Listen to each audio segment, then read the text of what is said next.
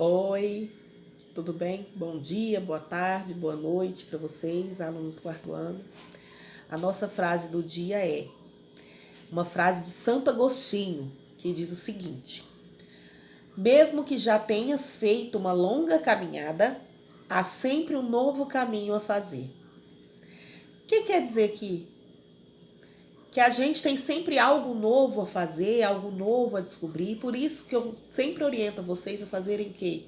Pesquisar, não é? Às vezes eu dou um direcionamento para vocês, dou uma orientação, mas eu dou uma orientação dentro daquilo que o livro pede, dentro daquilo que é permitido, entendeu? Mas vocês, na cabeça de vocês, queriam saber outra coisa. Então é essa busca, né? Esse interesse em aprender, esse interesse em saber. Mesmo que já tenhas feito uma longa caminhada, ou seja, mesmo que você já saiba, né? Já tenha entendido, há sempre um novo caminho a fazer. Há sempre algo novo, alguma descoberta. Às vezes você é um negócio que quando vocês ficarem maiores vocês abram, né? Você pode abrir outra coisa, pode ampliar, pode diversificar, mudar, acrescentar, sempre em prol da melhoria, né? De vocês, tanto a melhoria interna como ser humano, como externa, né? Para o outro, para negócios, para a escola. Tá sempre inovando, sempre buscando melhorar, né, a cada dia mais em todos os sentidos, né? Hoje, 16 de abril, nós comemoramos o Dia Mundial da Arte, tá? Arte de um modo geral, né? Arte não é só colorir, não é só quadro. A música é uma arte,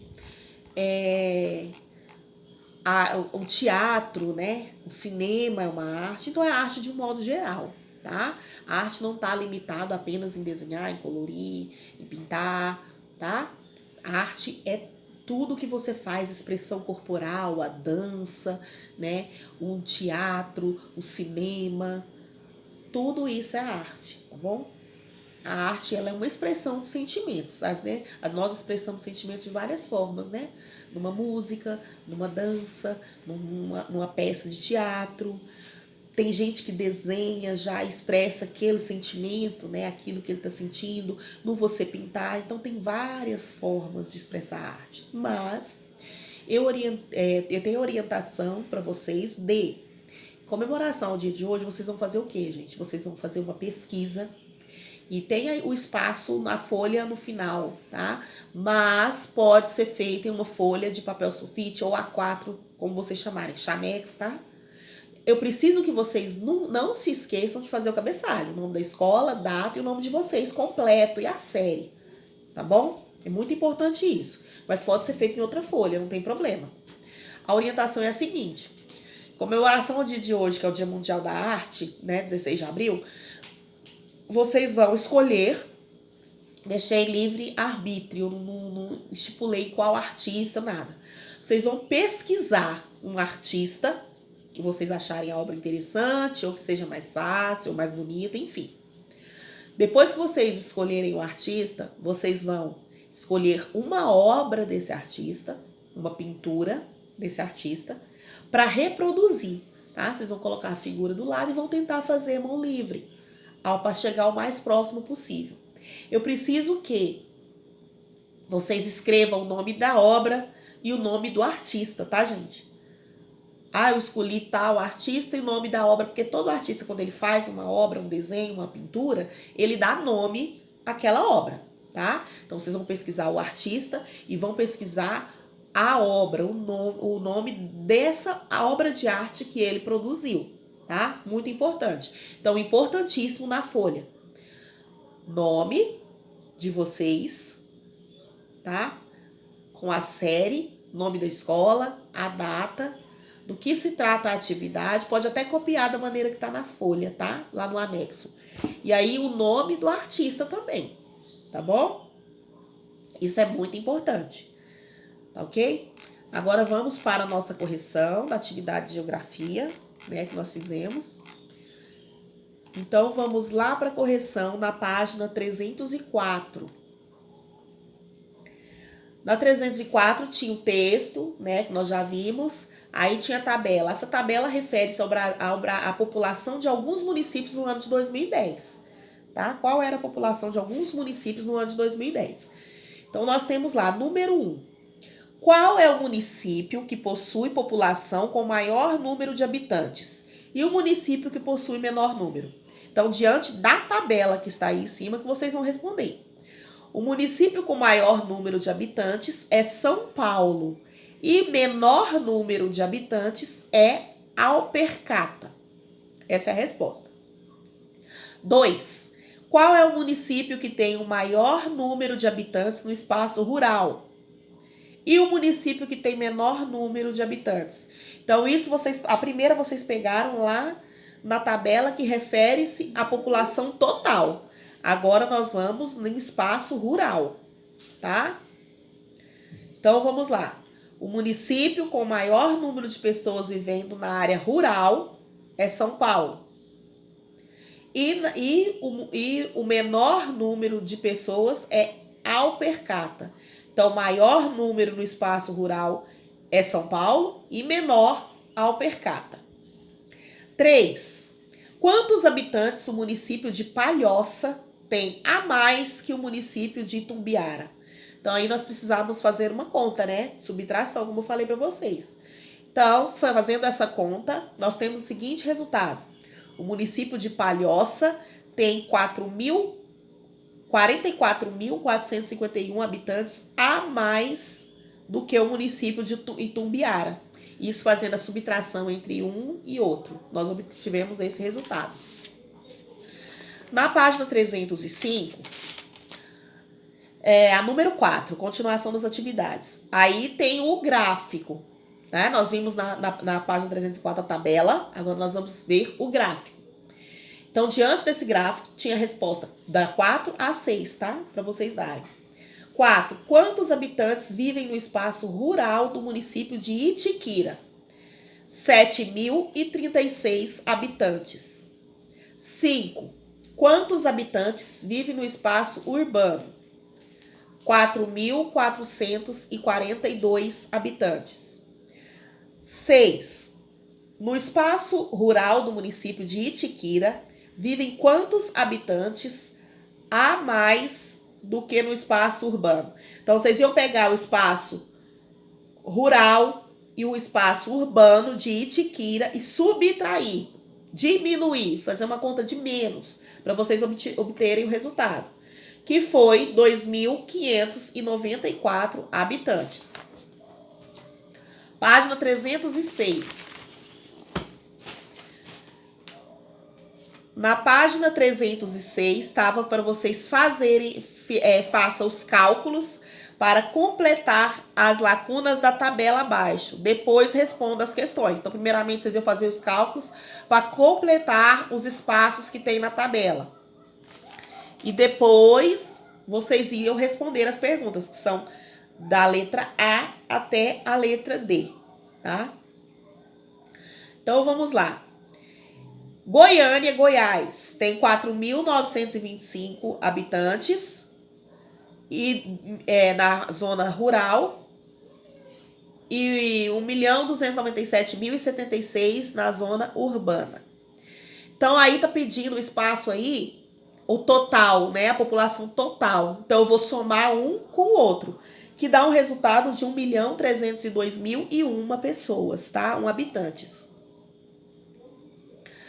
Aí, Parintins, no Amazonas, tem a população rural de 32.143 e aí já tem a população total, né?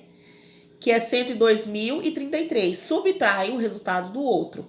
E aí nós temos, então, a população urbana, que é 69.890.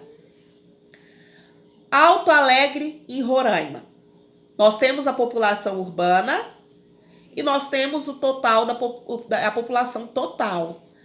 Então, nós vamos subtrair, que deu um total da população rural de 11.668. Mucurici, no Espírito Santo, tem a população rural e nós temos a população urbana. Aí tá pedindo para vocês darem a população total. Então, somando um com o outro, deu um total de 5.655 habitantes. Na letra A, pergunta: qual município apresenta o maior número total de habitantes? Município de Goiânia. Letra B.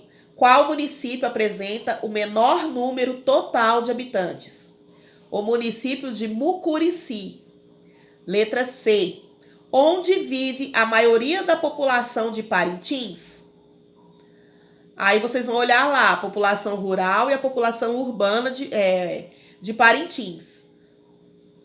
Então, onde vive a maioria da população de Parintins? No espaço urbano. Letra D. Onde vive a maioria da população de Alto Alegre? No espaço rural. A número 2 é uma resposta pessoal. Vocês deveriam ter feito a pesquisa, como eu falei, né? Então, vamos para a 3 da página 307. A tabela a seguir apresenta informações sobre a população de 2 municípios brasileiros. Então, vocês vão observar a tabela. Tabela população aproximada rural e urbana do ano de 2010. Município de Cruzeiro do Sul. População rural 23 mil, urbana 55 mil, total 78 mil. Ortigueira, Paraná. 14 mil população rural, 10 mil urbana, 24 mil total. Então, agora nós temos aí, utilizar os dados da tabela e completar o gráfico a seguir. Então, vocês vão fazer o seguinte. População urbana é um pink, né? Um rosa mais escuro. População rural, um rosa bebê. Então, vocês teriam que completar as tabelas, tá? Completar as tabelas que estão aqui. Essa é a atividade, de acordo com o gráfico, a população que tem lá em cima, tá bom? Vamos agora para a página 308. O modo de vida nos espaços rural e urbano. Queria que vocês acompanhassem comigo a leitura, para a gente ir parando quando achar necessário, para a gente poder ir explicando, tá? Mais fácil para compreender assim. As características do espaço do município influenciam no modo de vida da população. Tanto as pessoas que moram no campo, quanto as que vivem na cidade, desempenham diversas atividades em seu dia a dia, como trabalhar e estudar. Então, o modo de vida da gente é influenciado diretamente pelo meio ambiente que nós estamos vivendo, né? Geralmente, quem vive na área rural desempenha funções relativas àquela área rural, né? Trabalham nas lavouras, trabalham em pescas. Quem vive na área urbana desempenha funções da área urbana, trabalham em lojas, tem shoppings, ok? Essa é uma influência direta, tanto na área rural quanto na urbana. Muitos moradores do campo acordam cedo para aproveitar o máximo possível da claridade do dia e realizar suas atividades, como o plantio, a colheita e o cuidado com os animais. Essas são basicamente as atividades realizadas em quem mora na área rural. No espaço rural, as pessoas trabalham em geral na agricultura, na pecuária e no extrativismo. Essas atividades são influenciadas pela temperatura do ar e pela ocorrência das chuvas. As pessoas vivem no campo, geralmente têm maior contato com a natureza. Os recursos da natureza têm atraído muitas pessoas, inclusive as que moram na cidade, para a prática de esportes e lazer, como cavalgada, trilhas e acampamento nas florestas. As pessoas que vivem na cidade têm menos contato com a natureza, tem menos área verde, tem menos atividades relacionadas ao campo. Por essa razão, nos dias de hoje, as pessoas da cidade estão indo para o campo para poder desempenhar essas atividades relacionadas ao campo, né? Vão pescar, vão fazer trilha. Nas cidades, as pessoas costumam se divertir frequentando lugares como cinemas, parques, lanchonetes, shopping centers. Essas são as atividades que também atraem moradores do espaço rural. Então, uma coisa que é normal para nós da cidade, que é esse tipo de passeio, para as pessoas do campo é algo diferente. Então, isso está chamando a atenção deles, então já está acontecendo algumas pessoas que moram no campo vir para a cidade para desenvolver essas atividades também, esse tipo de lazer. Muitas pessoas que vivem na cidade não moram perto de seus locais de trabalho. Por isso, precisam acordar bem cedo para se deslocar a tempo de chegar no horário certo. Muitas delas utilizam transportes coletivos, como ônibus e metrôs. Então, a cidade, por ser grande, né, por ter vários bairros, às vezes as pessoas não têm condução própria, um carro, uma moto, por exemplo, e usam os ônibus. Tem cidades que têm metrôs para poder chegar no seu lugar, no seu trabalho. Nas cidades existem opções de trabalho na indústria, no comércio, na prestação de serviços, como hospitais, oficinas mecânicas, escolas e bancos. São essas as atividades desempenhadas para quem mora na cidade. Hoje em dia já está sendo mais visto, né? Como eu falei para vocês, o campo não oferece trabalho, né? Tem uma capacidade mais reduzida com relação ao campo, ao mercado de trabalho. É basicamente aquelas que falaram, né? Plantar, colher, cuidar de animais.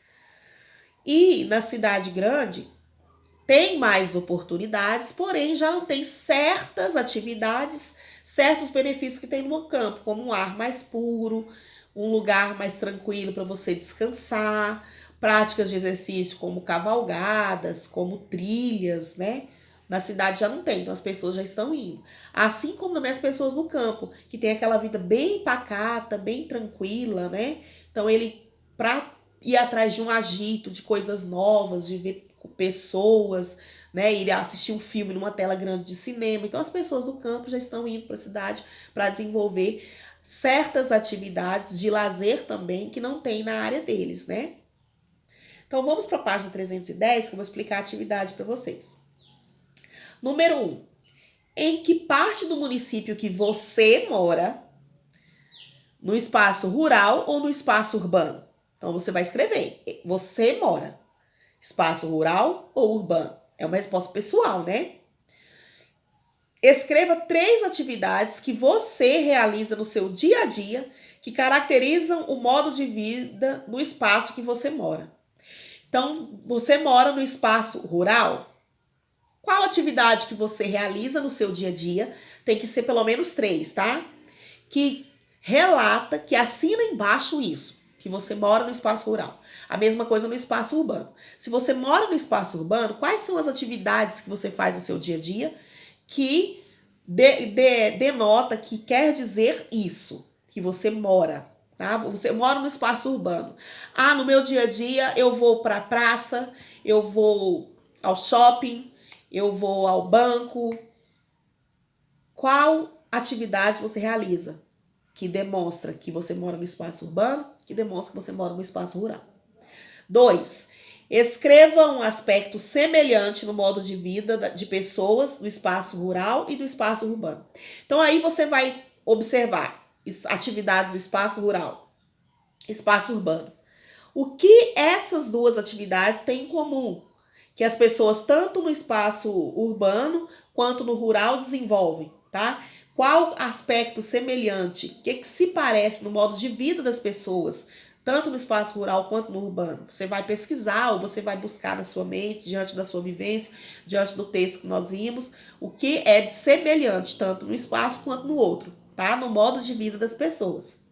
A número 3. Faça seguir um desenho representando uma opção de lazer no espaço rural e outra, uma opção de lazer no espaço urbano. Então você vai ver o que nós temos de opções de lazer no espaço rural. Você vai escolher uma e desenhar nesse quadro, no primeiro quadro. Que opções de lazer nós temos no espaço urbano? Vai escolher uma e desenhar no segundo quadro, ok? É essa atividade que vocês têm que realizar. Na próxima aula nós voltamos com as pontuações devidas e as correções. Beijo para vocês, fiquem com Deus.